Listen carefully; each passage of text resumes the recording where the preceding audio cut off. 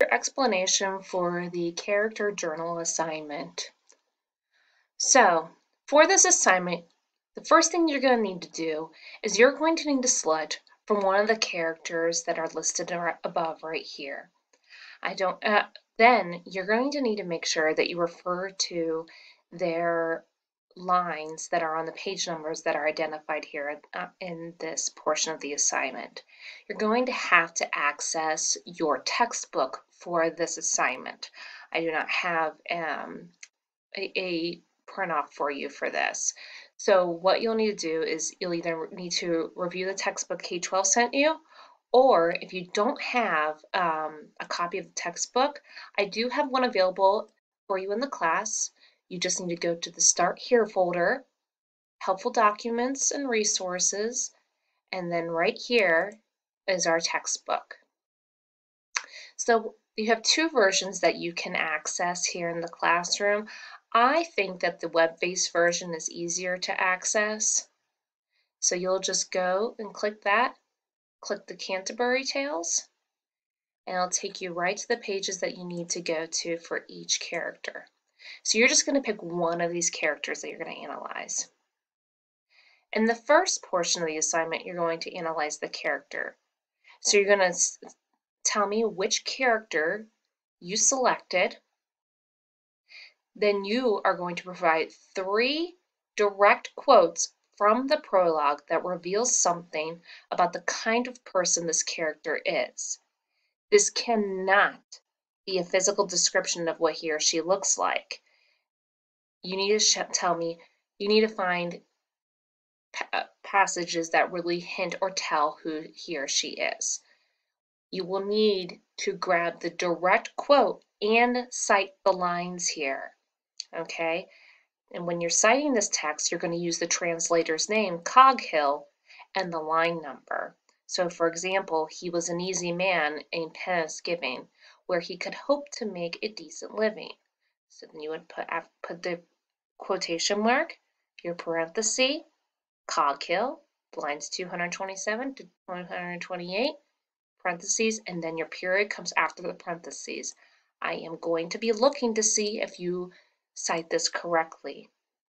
Then you are going to name 3 personality traits that best capture who this person is.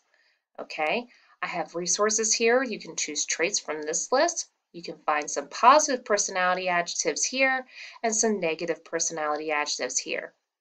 So you can use single words here and just give me 3 personality traits. Not too hard, right? So for part 2, you're going to brainstorm and plan. So based on what you have in part 1, think about what guesses you can make about your character.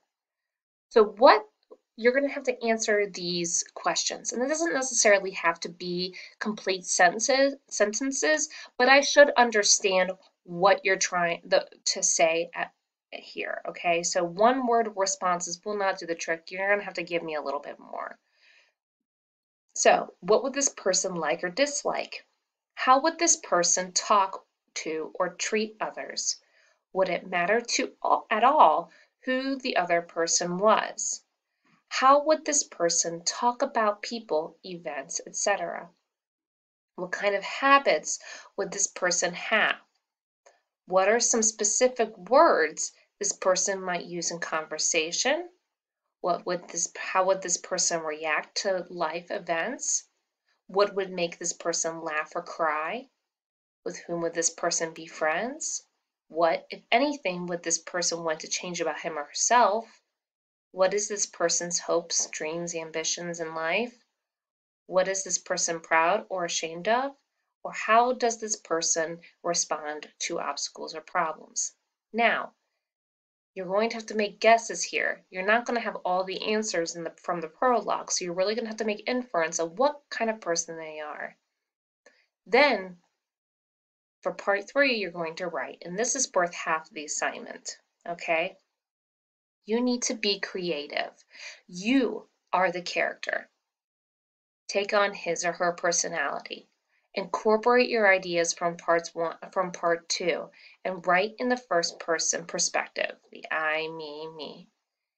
Your diary entry, so as your character, you need to write a diary entry. Your diary entry characteristics must have a date, a greeting, a closing, and a signature. They must be written in first person, and they must be written in past tense. They must contain informal vocabulary and sentences, such as writing for self or train of thought. Short sentences and rhetorical questions are appropriate. You need to capture what is important to the character. Emotions are good here, okay? Now, this is very important. You must stick with the tone and attitude appropriate to the character. So you need to make sure you're choosing specific words to create this tone. But you must also have structure. You must have an intro, a main part, and a conclusion. You must stay in character throughout the entire diary entry. You are not writing as you. You are writing as someone else, your chosen character, and capture his or her essence and personality.